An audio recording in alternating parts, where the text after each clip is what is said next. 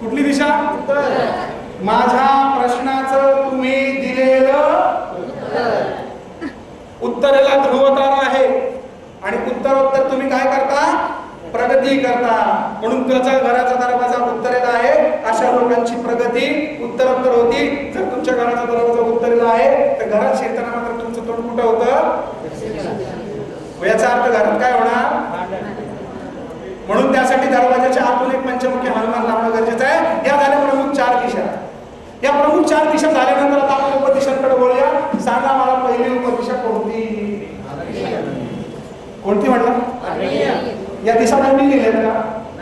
कोणी लिहिल्या? जुन्या लोकांनी लिहिल्या. बरोबर आहे. यात त्यांनी अग्नी या शब्दाचा अर्थ तुम्हीच फोड करा. अग्नी मग आता मला सांगा, लक्षात ठेवा की अग्नी कोपऱ्यामध्ये तुम्ही पाण्याची टाकी बांधा, पाणी ठेवा, कारंजी उडवा, काय होते? चुकतंय का? चुकतंय का? बोला चुकतंय. आग्नेय कोपऱ्यात जर कारंजा अग्नी म्हणता तर आग्नेय कोपऱ्यात पाणी ठेवून चालणार आहे का? म्हणून लक्षात क्या बात आहे, असं चालतं. म्हणून लक्षात ठेवा की ज्यांच्या घरामध्ये आग्नेय कोपऱ्यामध्ये पाणी आहे अशा मंडळींमध्ये, पती पत्नींमध्ये मोठ्या प्रमाणावरती कलह होतात. आपण बघूया एक किस्सा आग्नेय कोपऱ्यातल्या पाण्याचा. अगं पण मला ऑफिसला जायला उशीर होतोय. मग तुम्ही थोडी मदत केली तर? आता तुला इथं मदत करत बसू का ऑफिस मध्ये जाऊन काम करू? हो का? तुम्ही एकटेच ऑफिसला जाता वाटतं आणि मी घरात माशा मारत बसते. हो ना? मला सुद्धा ऑफिसला जायला लागतं. ऑफिसला जाऊन बरोबर काम करायला लागतं. तिथून परत घरी यायचं आणि इथं परत काम करायचं. अरे वा, अगोदर सगळं हे तू सगळं करायचीस, पण आता या नवीन घरात आल्यापासूनच तू अशी का वागतेस? तुमच्या पती पत्नीचे जर कलह होत असतील तर लक्षात ठेवा तुमच्या घरात आग्नेय कोपऱ्यात नक्की पाणी. ज्यांच्या आग्नेय कोपऱ्यामध्ये संडास असतात ना, संडास, अशा लोकांना मूळव्याधीचा फार मोठा त्रास असतो. ज्यांना ज्यांना मूळव्याध आहे त्यांनी आग्नेय कोपऱ्यामध्ये संडास आणि संडासची टाकी आहे का पहा. आता तुम्ही म्हणा टाकी आहे, संडास आहे, तर करायचं काय? तोडगा द्या, घ्या तोडगा, लिहू नका, सांगतो ऐका. घराच्या पूर्ण आग्नेय कोपऱ्यामध्ये खड्डा करा. बघा बरं का, हा तोडगा विश्वकर्मा संहितेमध्ये कित्येक हजार वर्षापूर्वी विश्वकर्मा भगवानांनी लिहिलेला आहे. हा माझ्या मनाचा तोडगा नाही. तो आधुनिक काळात कसा सिद्ध झाला ते सांगतो.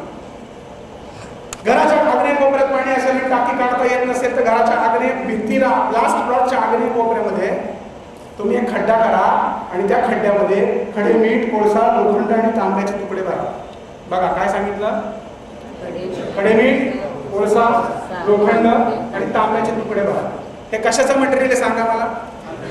आर्थिंगचं मटेरियल आहे. जेव्हा जेव्हा आपल्या घरातल्या खांबावरची न्यूट्रलची वायर कट होते आणि आर्थिंग चांगलं असतं त्यावेळेस आर्थिंगवर लाईट लागते. हे मान्य आहे का नाही तुम्हाला? मग मला सांगा, हे आर्थिंगचा फेस तयार होतो म्हणजे काय तयार होती? एक प्रकारची लाईट तयार होते किंवा ऊर्जा तयार होती. म्हणून आग्नेय कोपऱ्यात तुम्ही हे पुरून टाका. आता तुम्ही म्हणाला आम्ही फ्लॅटमध्ये 5व्या मजल्यावर राहतो, आता कसं काय करायचं?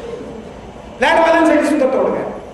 अशा वेळेस त्यांनी घराच्या आग्नेय कोपऱ्यामध्ये, जर समजा तुमची पाण्याच्या टाकीचा विषय चालला नाही, बऱ्याच घरामध्ये आग्नेय कोपऱ्यात किचनच्या आग्नेयला पाण्याचा सिंक असतो, त्यांच्यासाठी चालू आहे. त्यांनी वरती लाल रंगाचा बल्ब लावावा, खाली तोंड करून, खाली तोंड त्याचा टोक करून एक बल्ब आग्नेय कोपऱ्यामध्ये लावायचा. त्याशिवाय आग्नेय कोपरा हा एका विशिष्ट कामासाठी प्रसिद्ध आहे, तो म्हणजे वास्तुपुरुषाचा निक्षेप असायचा. तुमच्या घरात वास्तुशांती केली आहे का? केली. Very good. केल्यानंतर वास्तुपुरुष कुठे पुरलाय? शाबास. ज्यांच्या आग्नेयाला पुरलाय त्यांना शिकवा आणि ज्यांच्या भलतीकडेच पुरलाय त्यांचं फार वाक्य.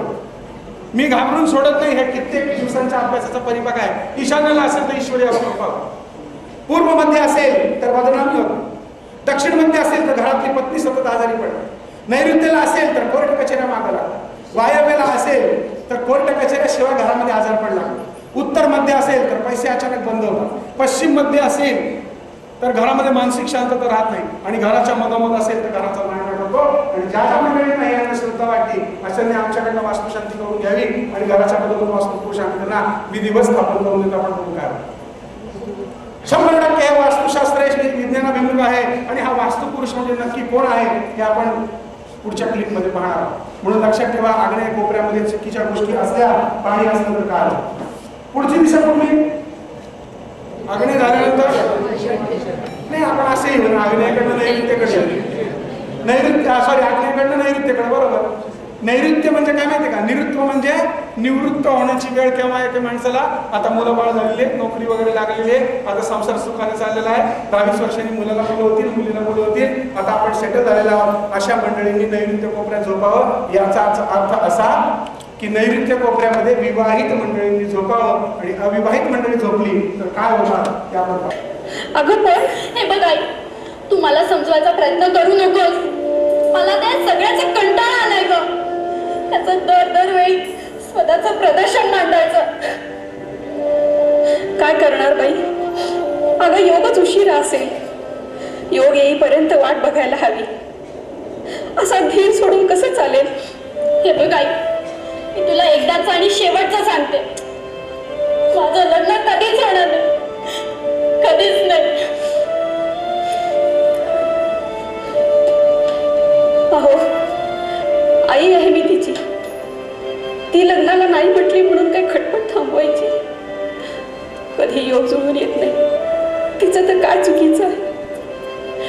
कधी पत्रिका जमत नाही, तर कधी ती पसंत पडत नाही.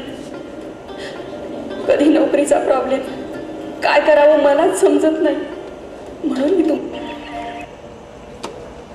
चांगली मुलं आहेत, लग्नाला योग्य आहेत, सगळं नोकरी चांगली करतात, पण लग्न होत नाही. याचा अर्थ तुमची अविवाहित मुलं आणि मुली नैऋत्य कोपऱ्यात झोपतायत. लक्षात ठेवा, अशा प्रकारे जर तरुण मंडळी झोपत असतात त्याने बंद करा, नाहीतर तुमच्या लग्नात नक्की अडथळे येणार आहे. लक्षात ठेवा. ज्या मुलीचं लग्न होत नाही त्यांनी सगळ्यात महत्वाचा एक पहिला उपाय करा, तिच्यावर तुरटी 7 वेळा उतरून कचरा कोंडी टाकून द्या. त्या व्यतिरिक्त एक वडाचा पान 4 ते 5 च्या दरम्यान संध्याकाळी शनिवारी घ्या, त्याच्यावर लाल स्केच केली, त्या मुलींनीच लिहायचं. बऱ्याच वेळा मुलींच्या आयाच करतात. फार एक किस्से घडतात. तुम्हाला एक गमतीशीर किस्से सांगतो. एका बाईला सांगितलं 7 धान्याची भाकरी करा आणि मुलांना उतरून टाका. 3-4 तासांनी तुम्हाला लावणे 3-4 तास झाले, 7 धान्याची भाकरी करते, धान्य जोडून शेत नाही. लक्षात ठेवा, अशा प्रकारचे वेळेसारखे किस्से घडत असतात. धान्य कशी एकत्र होते त्याचं पीठ करायला पाहिजे. अशा गमती जमती. तर लक्षात ठेवा, वाडाच्या पानावरती ज्या मुलीचं मुलाचं लग्न व्हायचं त्यांनीच लिहायचं, नाही तर आई वडील म्हटलं आम्ही गेलं तर नाही चालणार, आमची मुलगी नाही. मग तुमचं सिलेक्शन होईल. त्या वडाच्या पानावर नाव सांगितलं, माझा विवाह 7 दिवसात जमू दे, मनासारखा पती मिळू दे, तिच्या वंशीचा किंवा त्याच्या वंशीचा पांढरा गोरा माझा पानाला उन्हाळ्यात पाण्यात दूध सोडा. ज्या मुलीचं लग्न जमत नाही, ज्या मुलीला खूप प्रॉब्लेम येतात, अशा मुलींनी मगाचा रुमालाचा उपाय सांगितला ना, तो करून पहा. याशिवाय रुक्मिणी स्वयंवर सारखे बरेचसे असे तोडगे आहेत जे तुम्ही करू शकता. ते माझ्या आनंदी तोडगे या पुस्तकामध्ये तुम्हाला वाचायला मिळेल. आता आपण वळूया पुढच्या दिशेकडे. पुढची दिशा कुठली? नैऋत्य झाल्यानंतर वायूला इंग्रजीमध्ये काय म्हणतात? हे इंग्रजीच गॅस. गॅस काय म्हणतात? गॅस. मग आता वायव्यापासून काय सोडला पाहिजे? गॅस सोडला पाहिजे. म्हणजे काय पाहिजे वायव्य कोपऱ्यात? संडास बाथरूम, संडासची टाकी पाहिजे वायव्य. आग्नेयाला पाहिजे, आवाज येते घेऊ, आग्नेयाला पाहिजे, निवृत्तीला पाहिजे कर्ता पुरुष आणि जडत्व, वायव्याला पाहिजे हवा गॅस, किंवा तुमची मुलं हवेसारखी खेळकर व्हावी, चंचल व्हावी म्हणून मुलांचं बेडरूम हे वायव्य कोपऱ्यात पाहिजे. आणि पुढची दिशा ईशान्य. म्हणजे काय होते? आया ईश्य म्हणतात, असलं काय ईशान्य? ईश म्हणजे काय? ईश्वर. म्हणून तुम्ही ईशान्य कोपऱ्यामध्ये संडास बांधा, संडासची टाकी पण बांधा. चुकलं का माझं?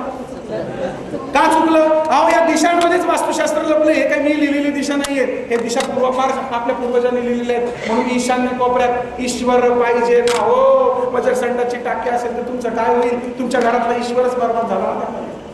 थोडक्यात पंचमहाभूत ही वेगवेगळ्या स्वरूपामध्ये आपल्या प्लॉटमध्ये काम करत असतात, आपल्या फ्लॅटमध्ये काम करत असतात. आणि ती जर चुकीच्या ठिकाणी जर बसवली गेली तर त्याचा त्रास तुम्हाला नक्की होणार. मी चष्मा बनवून आणला, मी तोडगा आणला, मला डोळ्याला दिसत नाही म्हणून मी चष्मा बनवून आणला. हा गेला तोडगा. कुठल्या डॉक्टरकडे गेलो, डॉक्टर म्हणजे डोळाच बदला, दुसरा घाला तर चालेल का? एडमिट लागले का? चष्मा लावून सुद्धा काम होते, तर डोळा कशाला तोडायचा? मग तो चष्मा मी इथे लावला का? इथे त्याला त्याची जागा आहे, त्या जागेवरच ते पाहिजे. जर ते दुसरीकडे गेलं, आजकाल फॅशन म्हणून पायाचं वरचं खाली घालतो. आमचे बरेचसे वास्तुतज्ञांनी जावं शोध लावलाय, म्हणजे ईशान्य कोपऱ्यामध्ये टीव्ही ठेवा, त्याच्यावर देव ठेवा, म्हणजे तुम्ही टीव्ही बघितलं की तुमचं ईशान्यकडे दृष्टी होईल आणि त्या टीव्हीत येऊ त्या राखी जावं. हा नाही तर फॅशन टीव्ही आहे. इस्लामच्या कुराणमध्ये स्पष्ट दिलं आहे की जब कयामत आएगी तो घर घर में नंगी औरत नाचेगी. पवित्र कुराणमध्ये लिहिलेलं आहे. मी चांगला नमाज पढू शकतो, मी कुराणचा चांगला अभ्यासक आहे, चांगला मुसलमान सुद्धा माझ्या पुढे चांगलं नमाज पढू शकणार नाही.